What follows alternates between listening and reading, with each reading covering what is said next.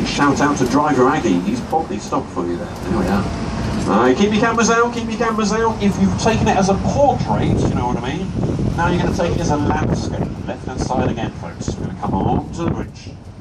Left, here we are. Now to your left hand side is the city of Westminster.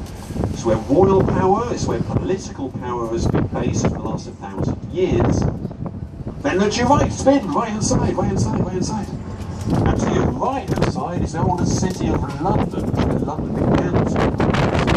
It's 2,000 years history. Most of my history, London was exclusively on the right, and Westminster was on your left. These used to be different places. Oh no, the building to your right. Oh no, until very recently for British people this was a dark place. An evil place. True human misery and suffering has come out of here. So 2 years ago, this was the tax office. My crystal board, you might also remember it when it was the office for births, deaths and marriages. Somerset House.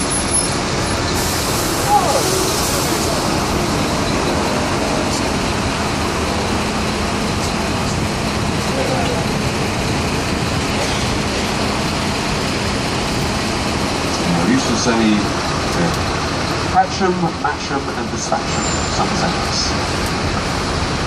Alright, it is now. It's maybe a little bit early for Covent Garden. It would be good for lunch, but the area directly ahead of you, this is all Covent Garden. Now it's famous for its covered market, but to get to that there's a few pedestrianised streets that lead there, so you can't drive our bus directly into the core. If you want to go to the covered market, either you hop off at the next stop, you'll be 2 streets away, give you good directions so you won't get lost in the W. Or, when we get to Leicester Square in just over an hour's time, you're 2 streets away going this way. The whole area is definitely now on your left though. On your left, where lighting is showing, Bram Stoker, who wrote Dracula, and used to work at the Lyceum Theatre as a manager. So this is our Aldwych / Covent Garden stop.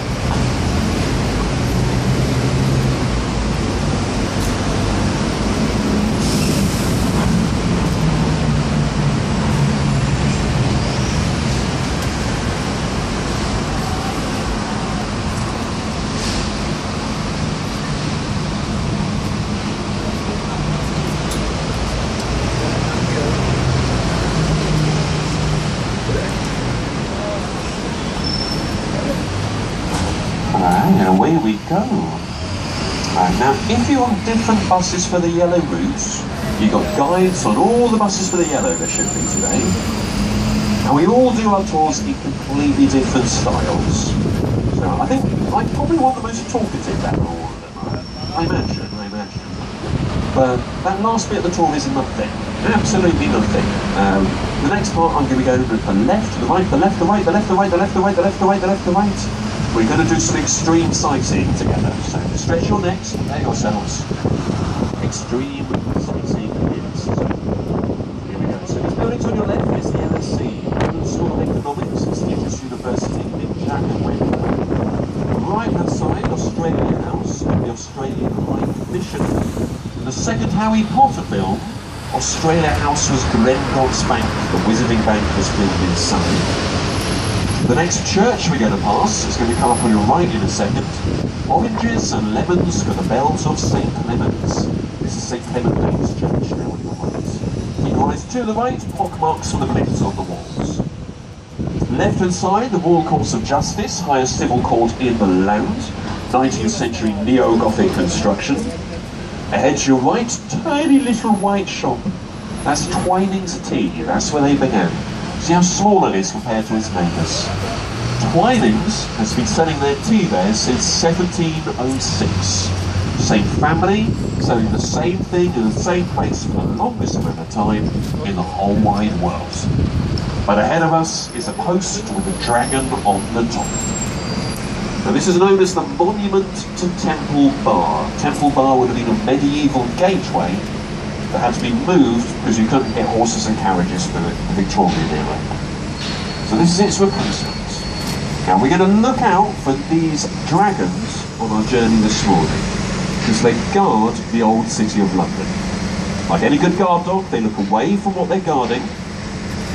So we're now in Westminster. We're on a street called the Strand. It's an old Germanic word meaning beach. Other side of the post, though, is going to be the city of London. Same bit of road, but it will be in a completely different place. So it's got a different name. So we're going to say goodbye to the Strand and hello to Fleet Street. Here we are. And if the Queen was with us, we would have to stop at the post, and only when the Lord Mayor of the City of London came out from the Mansion House to greet her, only then can we continue. I'll explain more about that a little bit later. Alright, now black and white building ahead to the right. This survived the Blitz and the Great Fire of London. Gives us an idea of what Tudors our fourth, might even be our fifth in that time. The majority of them burned to the ground. Now the dome is coming into view, as are the golden pineapples. If you look up ahead, there are two towers at the front of St. Paul's Cathedral, and each one has got a golden pineapple on the top. They're stone, they're covered in real gold, but if you're going back to the 17th century, an actual pineapple would be worth in the region of £5,000. £5 grand. Pounds now, £5 grand then. Tell you what was cheap in those days, oysters. The oyster was the kebab on your way home, if you will, in the 17th century. Right, anyway, here's our stop for St. Paul's. And it was here, in 1981, that Prince Charles married Princess Diana. 50 years ago, Sir Winston Churchill had his funeral here. And 2 years ago was Margaret Thatcher's funeral. We think of St. Paul's as the People's Church, while instead the Royal Church is Westminster. The St. Paul's has got a larger capacity than the Abbey. That's why Charles and Diana had their one in it. Oh, hello, there's some sort of event going on. There's two rather fancy-looking cars parked outside the front. Something's going on. They are very similar to the type of cars that the royal family drive around there. We're going to have a little look at them.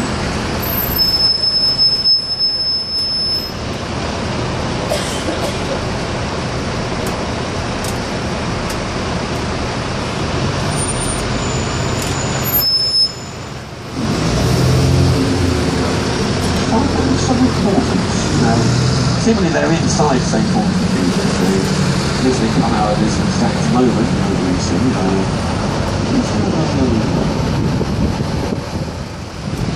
a little flag, yeah, there's little flags on the cars. Anyone good at flags? Anyone? What sort of flags are they? Are they English flags or might be?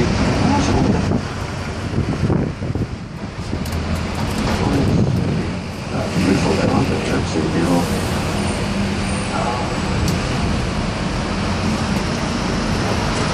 And that could well have been the Lord Mayor of the City of London. The little flags, I think it might have been for the Corporation of London. I think so. So something's going on. Now St. Paul's Cathedral. To build this after the previous one burned down the Great Fire of London, we siphoned money away from Westminster Abbey. That's right. Patron saint of Westminster is St. Peter. We were robbing Peter to pay for all. Now the dome is actually got 3 of them. You can only see one from outside. The big one would collapse in on itself within about 3 hours. It can't take its own weight. Sitting inside that one though is kind of a pointy end of an egg, if you will. That takes the weight, it's a lot stronger. And inside that one, another internal flame. If you do pay to go into St. Paul's, you can climb to the top of the big dome. Let's see if there's anyone up there. If there's a service going on, I imagine not, but no, but you come into views of the Golden Gallery above the main dome. So if you're going to do St. Paul's, I don't know, later today or tomorrow, think of it as you get the history, but you get the views as well. So it's like going into Westminster Abbey, but it comes with a ticket for the London Eye, if you will. Right, now the back section, now this was bombed in the Second World War, so rebuilt, but since then we've had what's known as the American Chapel inside. It's dedicated to the 28,000 American servicemen stationed here in the Second World War. If you're wondering what that is ahead to your right, so always truly ancient. It's about 10 years old and it's a water fountain.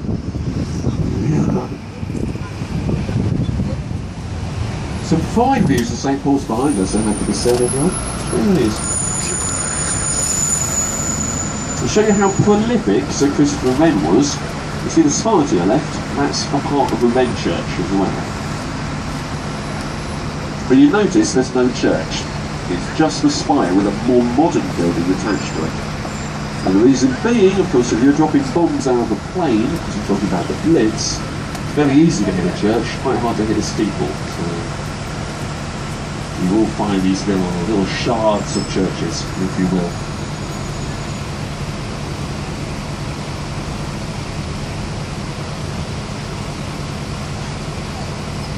I don't know if you'll say it's spoiling the historic effect. It's just by the tower, the actual, if you go up, you've got TV out everywhere.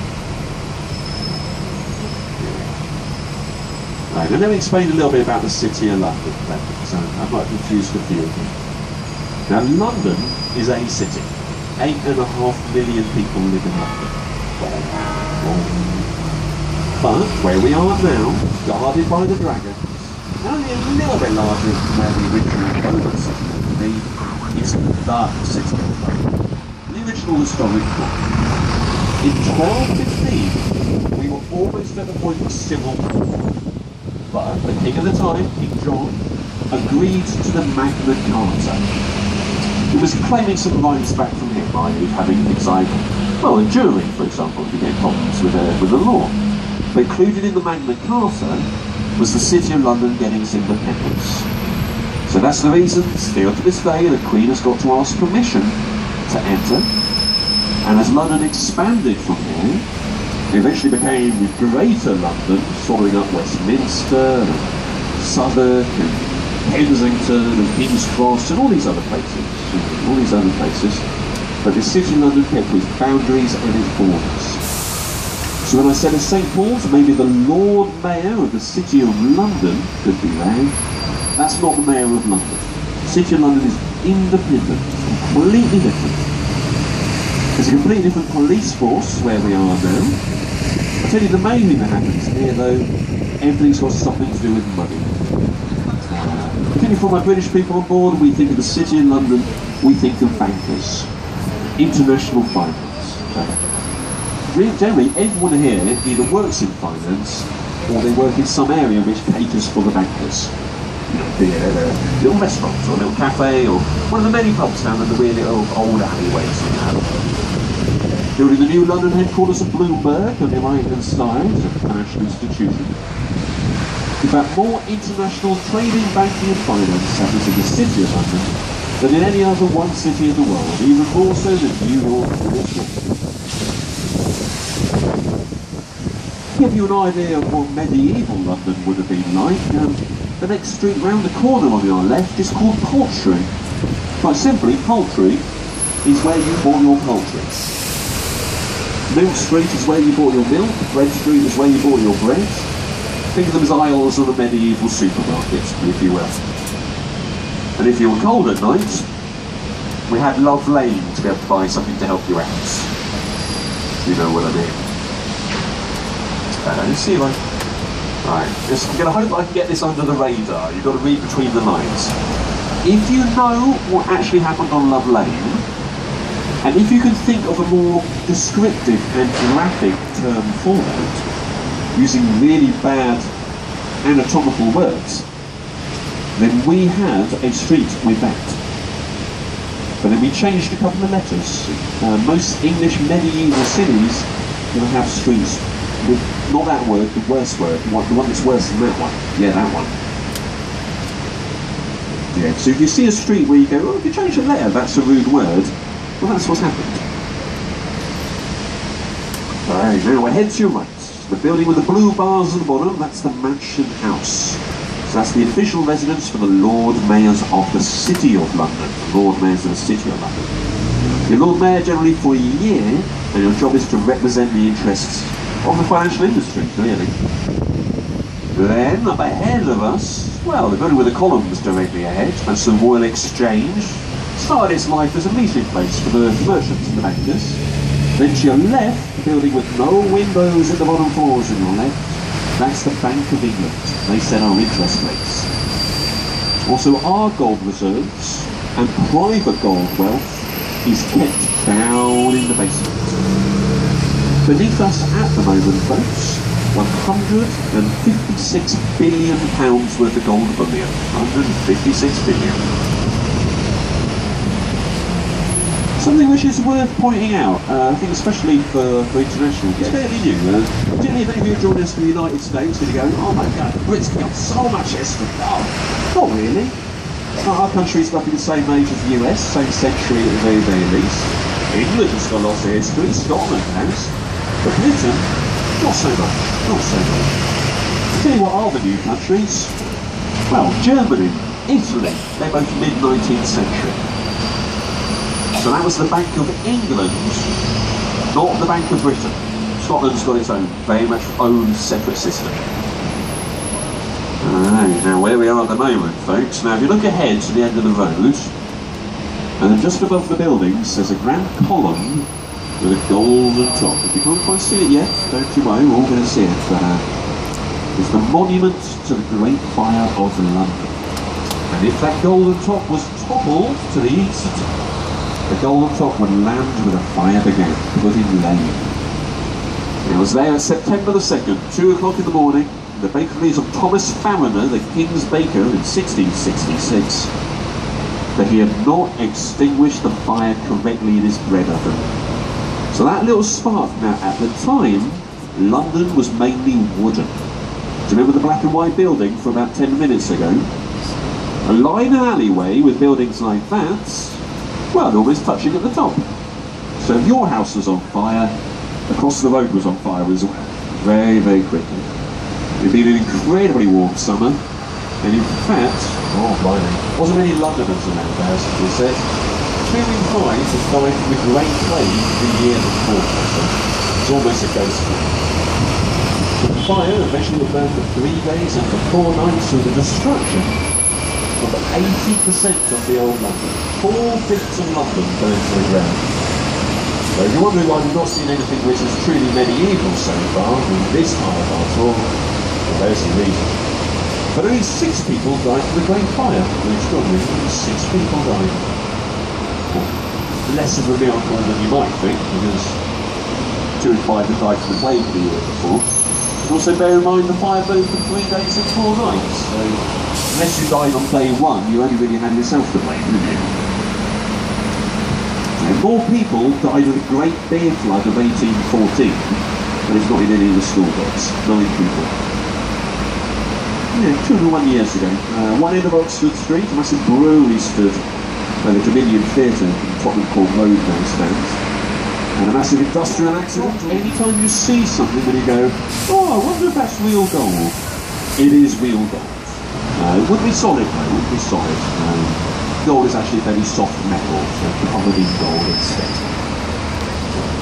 Our next stop is Monuments, then across London Bridge, Tower Bridge, and we have the Tower of London very soon. 4 stops for the Tower of London.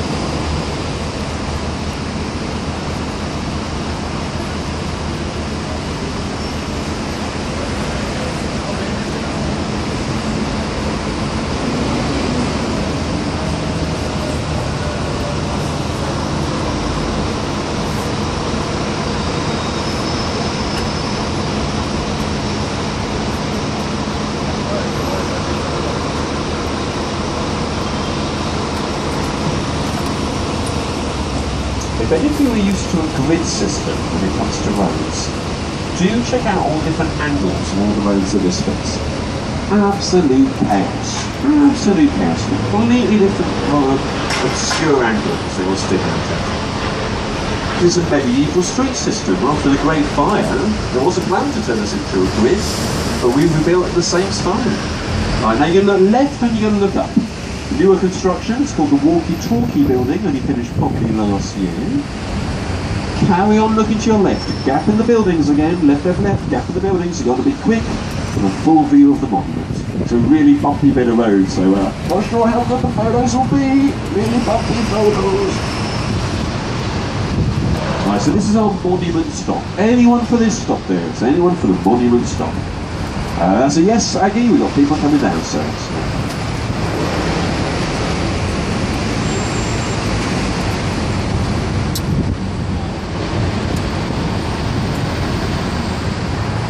Let's clear up a little bit of confusion. Now the bridge ahead of you is a London Bridge, which many people will get confused with Tower Bridge. And you probably know the name London Bridge either from the song London Bridge is Falling Down. And that's about, we don't quite know, but probably the medieval bridge which once stood at this site.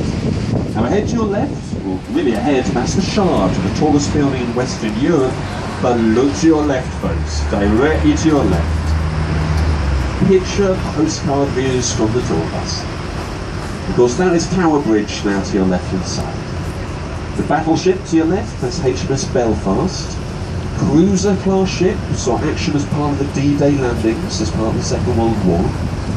It's a floating museum and you can pay to go on from our next stop. My favourite fact about it is that all the major guns in the front, they are set to one place, the coordinates are set to a small petrol station just outside of London. Let's go and talk about London Bridge though, as we're actually on it. Now another reason you might know the name London Bridge is if you're joining us from the United States of America, because you've got one. Yeah, the one that was here before this one, the 19th century London Bridge, was sold and is now in Lake Havasu City, Arizona, shipped over brick by brick. Alright, let's talk about the Shard though. Here it comes, towering above you. Finished 3 years ago by the Italian architect Renzo Piano. I don't know if it was his intention to build something that looks like an evil tower from Lord of the Rings, but he managed it. Right, now at the top of the Shard, you've got a viewing platform, so you can pay to go to the top of the Shard. Beneath that, there are some apartments still for sale. So if you like a 3-bedroom flat to the top of the Shard, well, you know, people say London's expensive, but it's only £43 million for a flat on top of the Shard. So, yeah. Oh, can you see the window cleaners? We're going to come into view again in a second. There they are.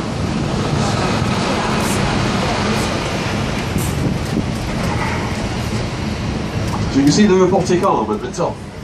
So they started at the top. And they've been, like the metallic rope gets longer and they get wished up and down. Right, London Bridge stop though, folks. London Bridge stop.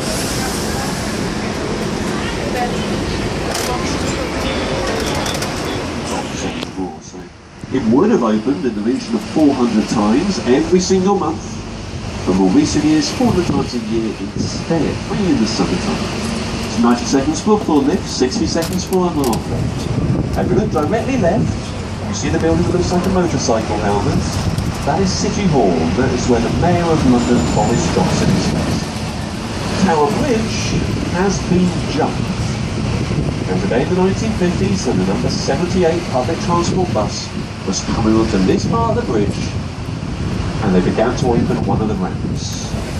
The man in charge of the bridge was ill that day. His replacement was pressing buttons at random, hoping for the best. And the driver could have hit the brakes. That would probably be the first thing to do. But that could have meant sliding forwards and falling off the bridge. So a split-second decision was made. He shut his eyes, slammed his foot on the accelerator, and jumped the bridge. Right, here comes the Tower of London, folks, again to your left. Now the Tower of London, the tallest bit is the oldest bit, late 11th century.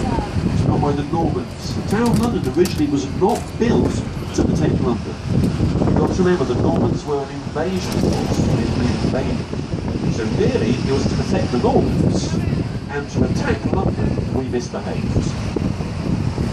Then it became fortified royal palace and added layers, concentric layers of walls to create it. So it is a castle, but still called the Tower of London. It's the tallest original apartment, the White Tower. In 1100 it got its first prisoner. Prisoner number 1 was the first person to escape from the Tower of London. Success rate 0%. The bishop was allowed to move in his wine cellar, as you do.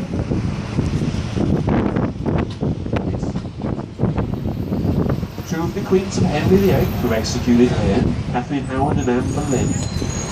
I'll tell you what, this became London Zoo from the 13th to the 19th century.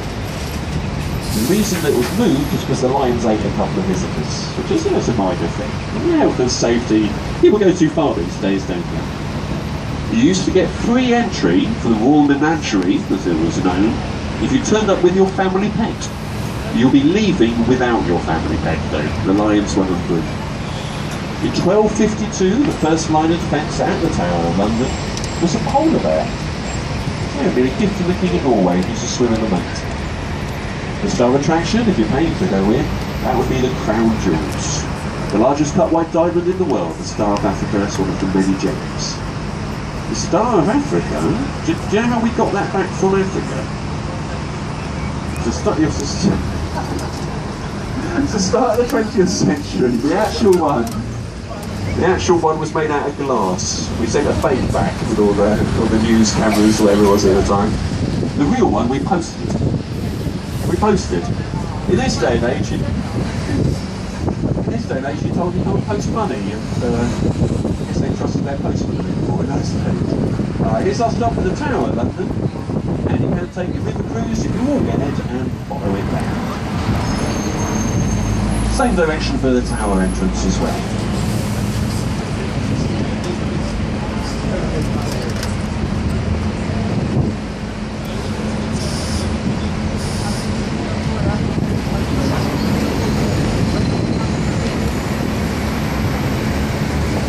History is all relative, isn't it? All relative, all depends where you're from, really. It is a castle, but the original part is the tower in the centre. It used to be working modes up until the 19th century, drained for one simple reason, so that you could smell the Tower of London before you saw the Tower of London.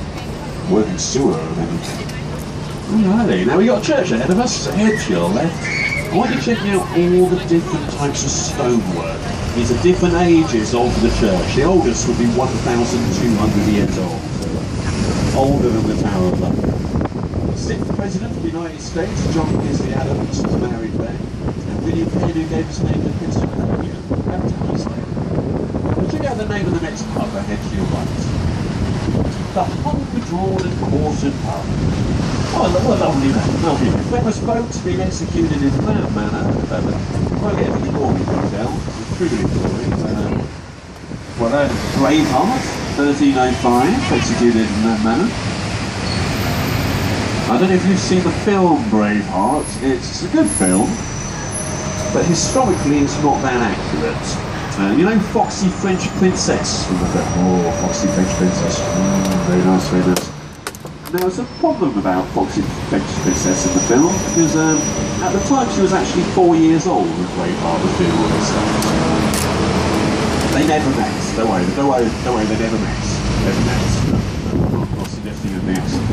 Also, the Battle of Stirling Bridge in the film Braveheart, they forgot one thing. The bridge. Also in one scene, if you look very carefully, a white van drives in the background. And, I'm no historical expert, not a little bit, but yeah, no white vans back in the 14th century. So Guy Fawkes was up on the 4th as well. Anyway, right. Now on this road, it's not the prettiest road in London. It's not going to win any beauty contests, folks, because they're heavily bombed in the Second World War, you see, so it's going to 1950s, 1960s, but it's not fine here. Back to your left is the old customs house. 1,200 years of records and all the tax coming from the ships coming to the old port. Check out the ironwork on your left. You see those seas or fish market, Queensgate. Town event space. Took us 5 years to get the smell of fish out of that building. 5 years. Then there's a little alleyway coming up on your right. Here we are, a little alleyway right inside. That's Pudding Lane. That's where the Great Fire began. There was a hill. Not much to look at because obviously it burned down, didn't it? There are two different theories of why Pudding Lane is called Pudding Lane. Neither one of them are very nice. Theory number one would have been pudding would have been a slang term for the entrails of animals. So, the meat, in inverted commas, you couldn't sell. So you throw it out the window, and it would all be sliding down the hill to the river. Nice. Bear in mind the Great Fire began at a bakery, not the nicest place for a bakery. The theory number 2 was that pudding could have been a medieval slang term for, oh, how do I put this? If you use a toilet, but do not flush your toilet, you might find a pudding in your toilet. And that's what was sliding just by that bakery. You know that. Alright, now, 10 minutes ago, this bus was on London Bridge, and now we're going to be underneath just a little bit of it. Just, the 20th century London Bridge to us. Now the song London Bridge is falling down. It is lost in the mist of time precisely what that song is referring to. After plenty of different reasons. The thing that I like most is that very modern again, Charles II gave the money which was meant to pay for the repairs of the bridge, the toll money, he gave it to his wife. And that's not because he loved his wife. He wanted his own wife out of the way, so he can have fun with everyone else's wives instead. So she would be my fair lady from the song. My fair lady. It's a royal scandal news story, if you will. Now with the bombings and the blitz, you see on your right the Sandwich Building. Now that's fairly new, but a massive hole in the ground, when the building was there before was bombed, we found the Roman governor's palace at the bottom of the thing. We didn't even know it was there.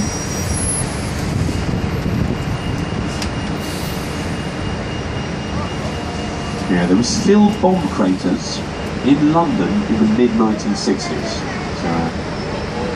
So it's a good rule of thumb that if you see any kind of 50s, 60s buildings, there was a massive hole in the ground there in 1945. Of course, you're very close to the river. You had the old fish market, the customs house. Much the docks would have been here, so major strategic target for the Luftwaffe. It certainly was. And the main efforts of the fire service, they centred on St Paul's Cathedral. So, the warehouse burns down, it burns down, but St Paul's burns down, and that's it.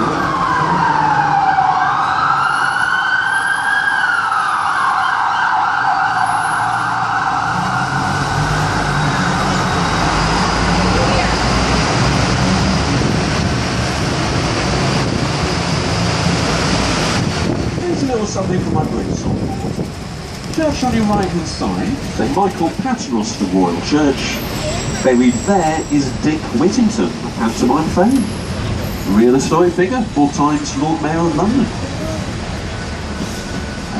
Just so you don't feel you missed out, international guests, if you don't know what a pantomime is, alright, I think, yeah, it's tough, how on earth do we describe a pantomime? I've got about... Yeah, it's kind of a play that British people now going under. So the Blackfriars, British Friar means monk. Monastery used to be a big friar hut. Here we go, here's the river itself. Now the River Thames is as clean as it has ever been. It's muddy, there's no escaping that. It's a tidal river, so it picks up the muddy bottoms, goes in, and as it goes in. 125 species of fish will River Thames their home. We've had seals, we've had porpoises, dolphins a few years ago. You see the other side of the river, there's actually a beach as well. You see the sand on the other side? Because we're fairly close to the high tide by the looks of things. In fact, you can see the tide coming in. So the water is flooding in from the sea. You see? It should really be going the other way, it should be going out to the sea. When we're at high tide, well, it is salt water, the sea is coming to join us. You've got the OXO building on the side of the river, as there's OXO, that used to be their factory, making famous brand of stock cubes, bullion cubes. Industry was on the other side of the river, this area to the right of it, it's called Temple, where 2 of our colleges of English law are based in a Middle Temple Hall.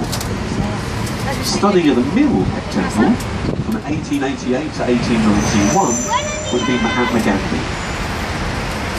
Gandhi was here the same time that Jack the Ripper was doing all his murders back in East London. Like 2 dragons again, folks, so we're leaving the city of London and we're heading back into Westminster. Here we are. heart of the city. Now the road we're on at the moment is called the Victoria Embankment.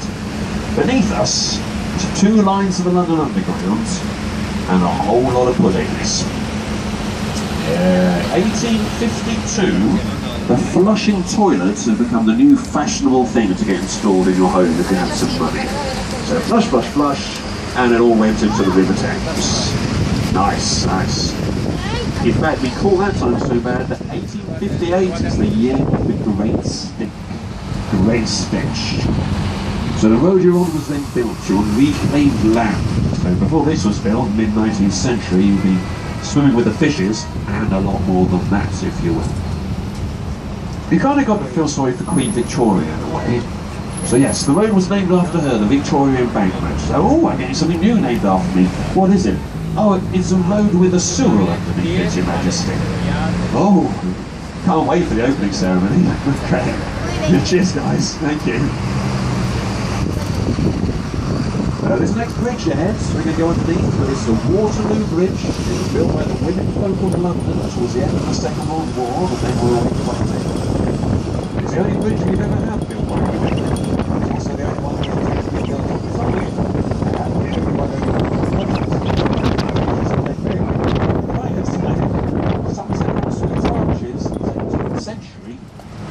So when that was built, the arches were for boats. Of course, the river was here instead.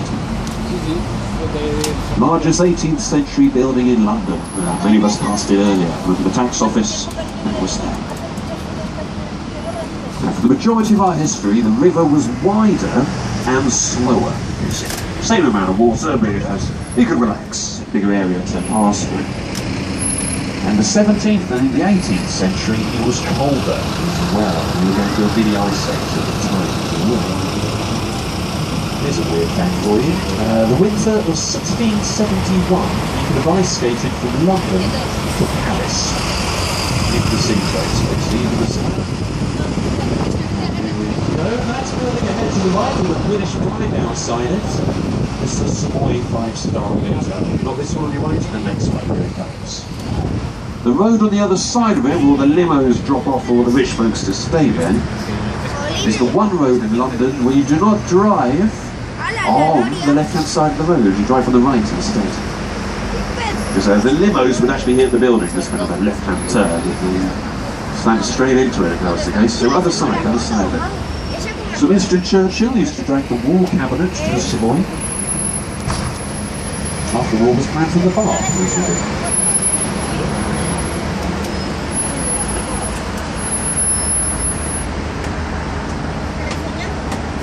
Right, now coming up is an Egyptian obelisk. The oldest thing on our tour coming up. It's called Cleopatra's Needle. It's going to be on our left, it'll be on this side of the river. It's going to have a sphinx on either side, but they are 19th century reproductions, and like any good guard dog, they're meant to be looking away from what they're guarding. They are facing the wrong way. Look at the damage on the base. That was from the first time we were ever bombed by planes. That was not the Second World War, that was the First World War. Think of the Red Banner, that sort of thing. Cleopatra's Needle, a gift from the Egyptians in the 19th century, so thank you for us helping them with the Napoleonic Wars. But Cleopatra's Needle has got nothing to do with Cleopatra. To call that Cleopatra's Needle would be like finding an iPhone today and going, that must be William the Conqueror's iPhone. 1,000-year difference between them. And there comes our embankment stop, embankment. You can join the red room here, then you'll like the red.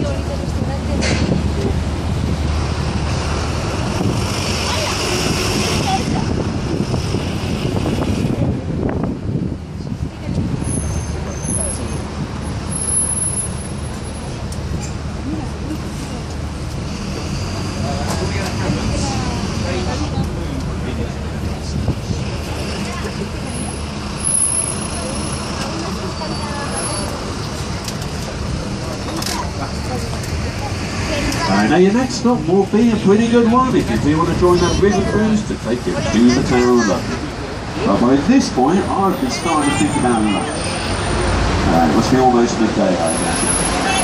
So if you're thinking in the same way, Leicester Square, and Piccadilly Circus. There will be in about 15 or so minutes. There are more places for lunch around there than other bus stops. So if you look at your map, there's a 1 on your map. 1 on your map. That's what I'm talking about. I want to hit you with some weird facts. So, right, now London Eye, there was fireworks around the London Eye on New Year's Eve. It's a London celebrate. But, before 1752, the England, Wales, Ireland and the colonies, so this would be American and Canadian, which was the Revolution, New Year's Eve used to be the 25th of March.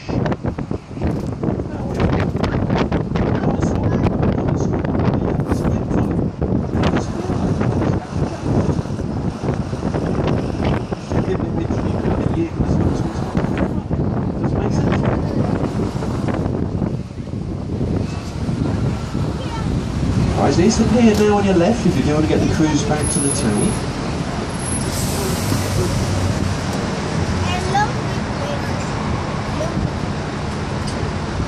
If you like weird facts, 1752 is the weirdest year we've had. Everyone went to bed, I think, September the 1st, and when they woke up, it was September the 14th. Yeah. And they slept for one night. That year we went from the Julian to the Gregorian dinner. We were getting out of sync with France and all the other countries, you see. And I think they changed. Pay the same amount of tax, even though the year had been shorter. So the following year, they allowed you an extra about 2 weeks. That's why your tax year is start of April. You see? Combine the two facts, the March one, March New Year, and that little one.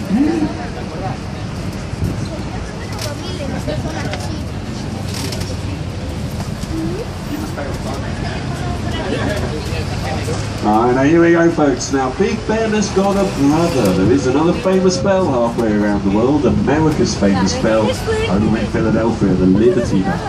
Yeah, both of them were cast in London and the Whitechapel Bell Round in East London. The part of Parliament now closer to us with the expansive roof and plainer stonework, that's a lot older than the rest of Parliament. What's a bit closer to you now is Westminster Hall and is mainly 11th century. Final part of the Royal Palace which eventually burnt to the ground. There's 2 churches in the square, not just the Abbey. The small one on your left now is St Margaret's. That's the church for Parliament, free to enter, by the way. Don't pay for the Abbey, it's worth it, but the smaller one is free. And in Westminster Abbey, over 3,000 people are buried inside. I don't mean at a churchyard, I mean inside. There's a Handel, Purcell, Darwin, Dickens, Chaucer, Sir Isaac Newton. Played history, he died actually. Most monarchs also were buried there. A few notable exceptions. Let's say Henry VIII, no Henry VIII, he's buried at Windsor. He wants to be buried with his 3rd wife, not with his 6th wife. You kind of feel sorry for wife number 6. Admittedly, she wasn't executed, so she was doing okay, but you can imagine him on his deathbed. He's like, whatever happens, don't bury me where you're going to be buried. The 3rd one was much nicer. On Richard III is another good example of one not buried there, because we buried him under a car park. Here's our next stop. Underneath this building on your left is Sir Winston Churchill's bunker system from the Second World War, called the Cabinet War Rooms, and you can visit it. The building itself is the Treasury building, the Treasury. Of course, with it being the budget only a few days ago, they're all busy inside the Treasury now, going like, he promised what? Oh, right, we need to get some money from somewhere anyway. Fill on the books, fill on the books. I know it's an election. Anyway, left-hand side now is going to be the Foreign Office. Government Ministries of State, of course. On your right will be the Cenotaph, Nation's War Memorial, so the Queen comes in November to lay a wreath. But then, here we go, Downing Street. You've got to be quick to see the front door. So cameras to your left now, eyes to your left now, black gates at the entrance to Downing Street. You've got literally a 1.5 seconds of view. Here we go. So look at photograph, look at photograph, look at photograph. Number 10, I think they like the TARDIS. It looks very small from the outside, but it's very big inside. It's got over 200 rooms. Actually, number 10 Downing Street is 3 buildings all connected. You see the front door? That's only building number 1 at the front. It's been the home of our Prime Minister since our first one, Robert Walpole, 18th century.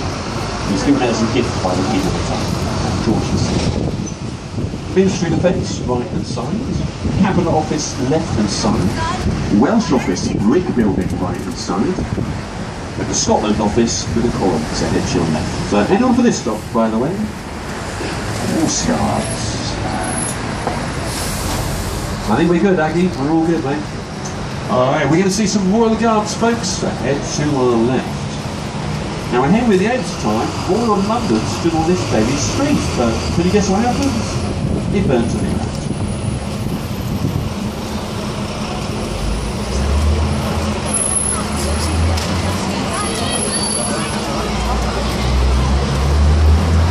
So when that palace burned to the ground in 1698, the royals moved.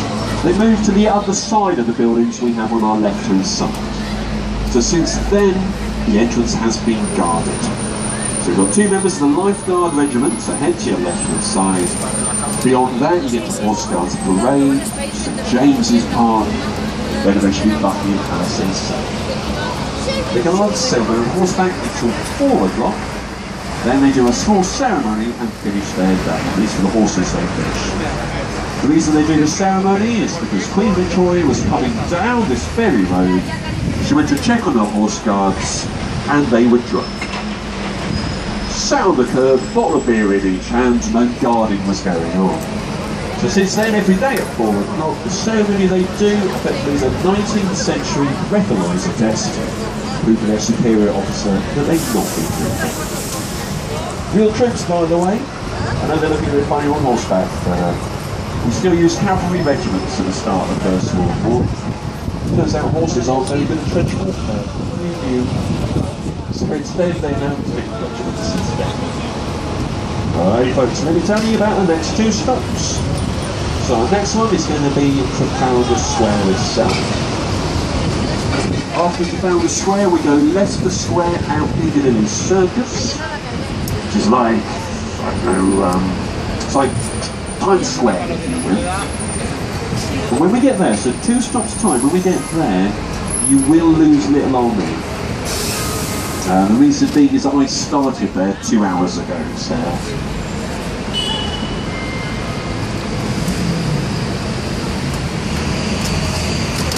I'll be replaced, it'll be okay, you'll be right.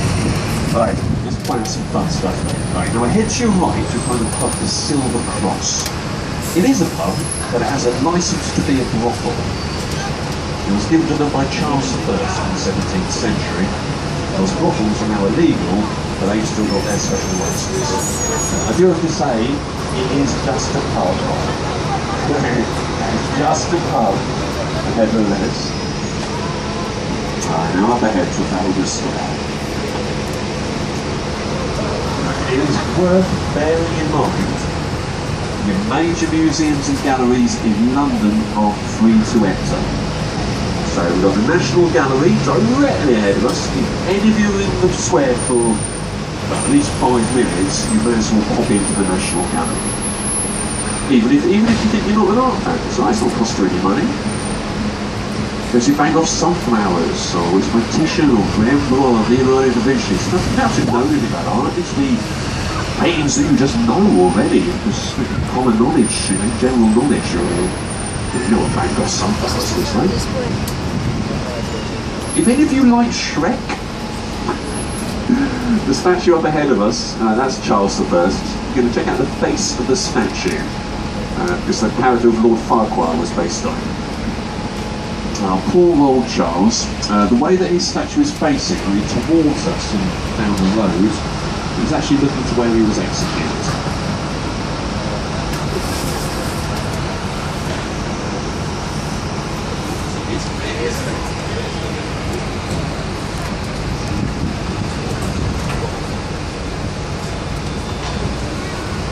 We were a republic for 11 years, folks, 11 years, 1641 to 1660. Oliver Cromwell was in charge of Europe. He died in Westminster Abbey. And then Charles II, done all of the Cromwell, he is on the died, then executed. To your left, through the arches, Buckingham Palace, near the that road, with a later on place. You'll see about later. And on the top of his column, of course, Admiral Horatio Nelson, leader of the British Navy and the Battle of Trafalgar, 1805. Trafalgar Square's not finished. We're not done yet. You'll see a statue of an undead horse. It's to your right. That's on the fourth plinth. We ran out of money in the 19th century. It's not quite done. So every year we've had a 10th of our instead. It's round the room. It's kind of the house on your right and the Canadian High Commission. But here's your Trafalgar Square stop. So the one after this is going to be the, well, you can buy your own lunch for sure, but it's going to be your best one, I think. Yeah, we're all good from the top, Aggie. We're all good from the top.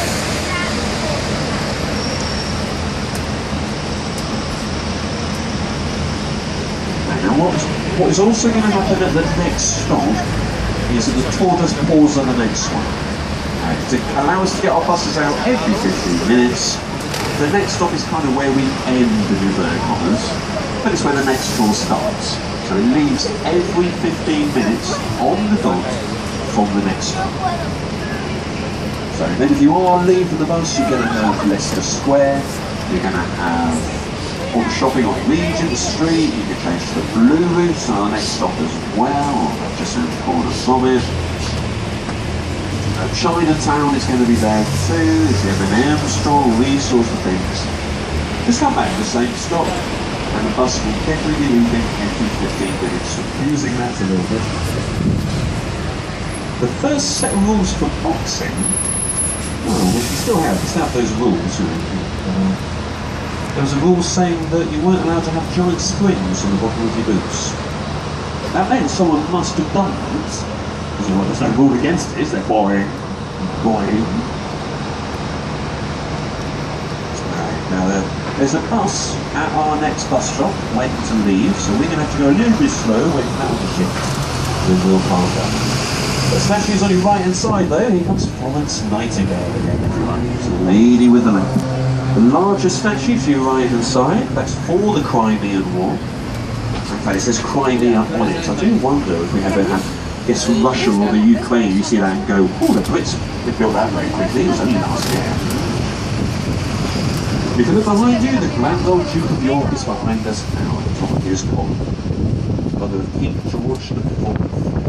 The Georgians, the Georgians, absolutely hopeless, absolutely hopeless. George I was actually 52nd in line to the throne, all the other cousins of Queen Mary who passed on, all the cousins were actually all Catholic, no at the time, so they spoke a word of English, the first one.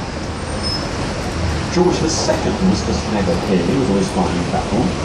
George III went mad and lost the colonies.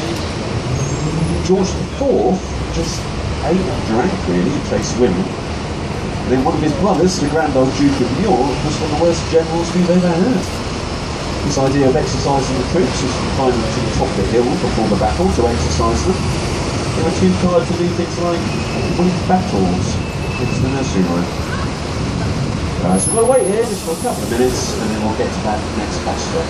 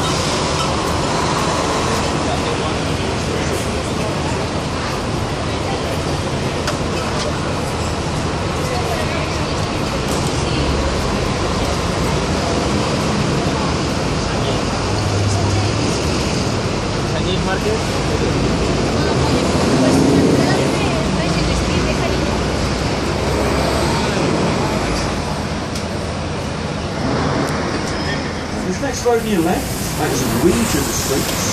There you're going to be finding Hamley's the toy shop, the oldest toy shop in the world, and one of the largest in Europe. Shopping London begins on Regent Street, and it leads to Oxford Street. So next stop, good for shopping. Behind the electoral advertisements is an area called Soho. London Soho is a lot older than New York Soho. London's one, the name comes from an old hunting cry. So before this was built on, this was hunting grounds. But around Soho tonight, it still is a hunting ground of sorts. But we would have gone Tally-Ho or Soho. That's it, right, now up ahead of us, directly ahead, well, you see the bus leaving, so it's leaving us a little parking space. But ahead of that is Leicester Square. If you carry on in that direction, then you get to Covent Garden. It's easy, isn't it? Alright, so this physical bus will leave off at past by the looks of things, past. You know, then 2:45, then on the hour, then past, then you go again. But ahead to your left, remember, is Chinatown as well. You guys who might be heading down to the Ritz, you could carry on the yellow, they'll drop you off. You would actually be quicker just to walk there, actually. Up to you, yes, up to you. Alright, here's our stop then, so enjoy the rest of your day, folks, and I hope you've enjoyed my time.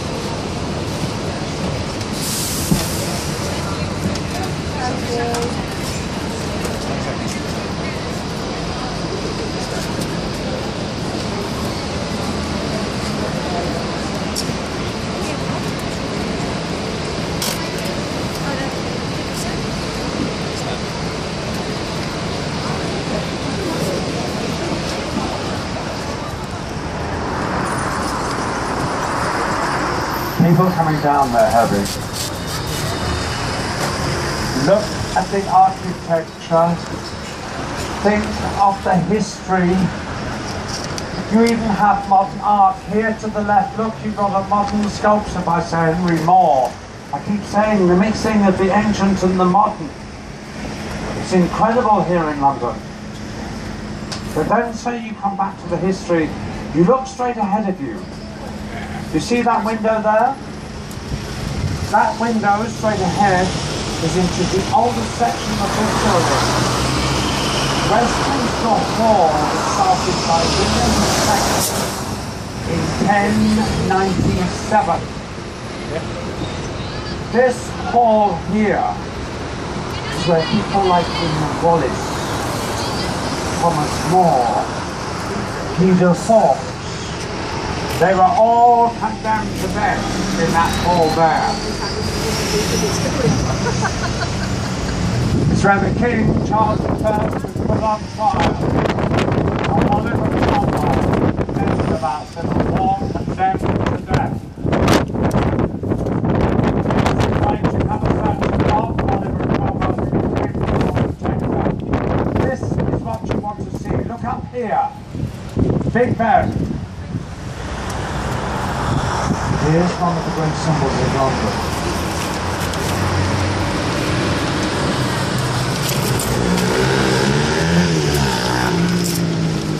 Not that you will never see Big Ben, by the way, because Big Ben is only the bell that chimes the hour 13.5 tons in weight. Incredible symbol. As we go around Parliament Square, then you look over here to the left. Here you have Westminster Abbey. The royal wedding came from there.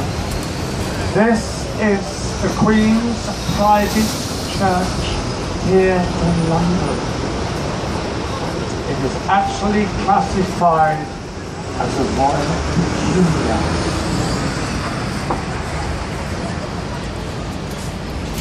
And how's this for being cosmopolitan? There to the right you have Nelson Mandela. There you have Abraham Lincoln. Over here you have Mahatma Gandhi. This is an incredible cosmopolitan city. But I did say that the city only had one bridge from the time of the Romans till the 1700s. And that is when we put this bridge over here to the right, Westminster Bridge, across the River Thames. At our next stopping point, if you wish to get on the river cruise, is the first opportunity. Or you can come to the Tower of London or all the way round. Choice. Now so take photographs of this beautiful building. The building designed by Sir Charles Barry and by Augustus Pugin. That is Pugin that gives us Big Ben. In charge of the engineering of this incredible building is Benjamin Hall, whose nickname was Big Ben, hence the name of the bell. Although today I'm meant to talk about the Elizabeth Tower.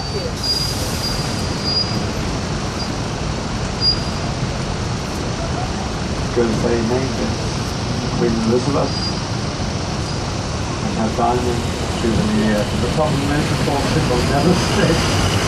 Everyone will always be interested. What a great symbol.